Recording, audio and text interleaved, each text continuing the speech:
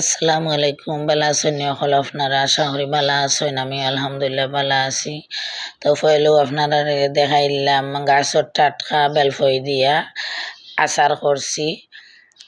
আমরা সিলেটি ভাষায় বেলফই কই, আর অন্য সকলে তো বইয়ের ভাষায় জলফাই কয়। তো ওই দেখো কি যা টাটকা বেলফই হল আমি গাছ থাকি আনছি।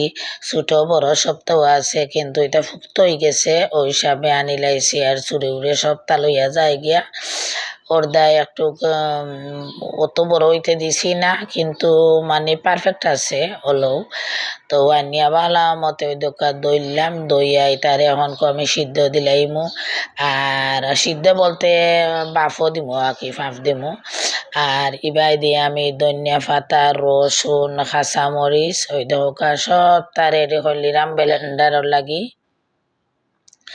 এটা ফিসা ফিসে খেয়ে করতো। আর এটা হইলো কি সরিষা, একবারে টাটকা মানে জমিনের সরিষা যেটা ওটা। তো ওই দেখো আমি ব্লেন্ডার করলাম সব, তাই একলগে ব্লেন্ডার করে লাইছি। আর সরিষার তেল তো আর বুঝরো, আচারও সরিষার তেল ছাড়া তো আর আচারও হয় না।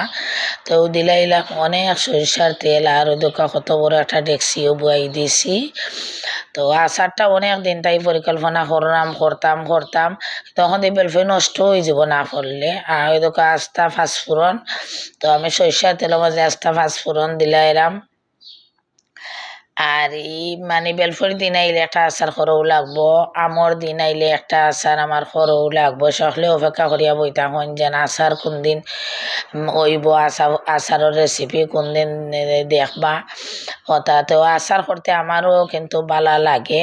তো আচার করলে আমার অনেকে এখন গ্রানে আমরা লাগা ফ্ল্যাটর মানুষ একবারে নিস্তালা পর্যন্ত বলে গ্রান গেছে সবে কইরা, অত একটা গ্রান বার হইছে, অত মজার। তো ওই দেখো আমি আচারের মশলাগুলো ডালিলাম।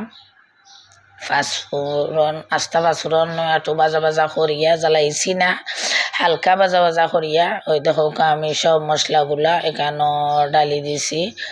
তো মশলাগুলো এখন আমি লাড়াচাড়া করমু। আর এর মাঝে মানে কালারও লাগিয়া হলুদ কোনো মজা টজার লাগি নাই, কালারও লাগিও হলুদ দিলাইলাম আমি, একটু বাড়াইও দিছি হলুদ। তো সুন্দর একটা কালার আয় আচারের মাঝে। তো আর লাল মরিচের গুঁড়াও দিলাম, লাল মরিচের গুঁড়া দিলাম, একটু জাল জাল হইব। কাঁচামরিচে জাল হইব, কিন্তু এখনকার কাঁচামরিচ আসলে অত জাল টাল নাই, ও কারণে লাল মরিচের গুঁড়া দিলাম। একটু লালটি কালারও আইব, প্লাস একটু জালও লাগবো। আর এখানে টক মিষ্টি জাল হইলে ভালো লাগে, এ কারণে লবণও দিছি আর হালকা একটু চিনি দিমু। সবটা মিলাইয়া একটা অসাধারণ একটা আচার হয়ে যাইর। তো আপনারা দেখরা, তো আমি খুব সুন্দর করিয়া ওই দেখ লাড়ালাড়ি করলাম। আর ওই দক্ষ এখন আমি বেলফাইগুলো আছে ডালি নিলাম, এগুলা তো আমি ভাপ দিয়ে রাখছিলাম ও বেলফাইগুলা। আর বেলফাইগুলো একটু আমি হালকা বাঙ্গা বাঙ্গা করছি হাত দিয়া টুটিপাইয়া। আর অর্ধেক আস্তও রয়েছে, কিন্তু খুব সুন্দর মাশাআল্লাহ সিদ্ধ হয়েছে বেলফাইগুলা। আমি তো প্রথম বললাম যে সিদ্ধ হইব নি, একটু ছোটো সাইজর না, ঠিকও আছে সিদ্ধ হয়েছে। আর এখন আমি দিলাম সিরকা, ওই দেখো সিরকা দিলাম আমি। তো আর বেলফইগুলা নষ্ট হওয়ার কোনো চান্স নাই।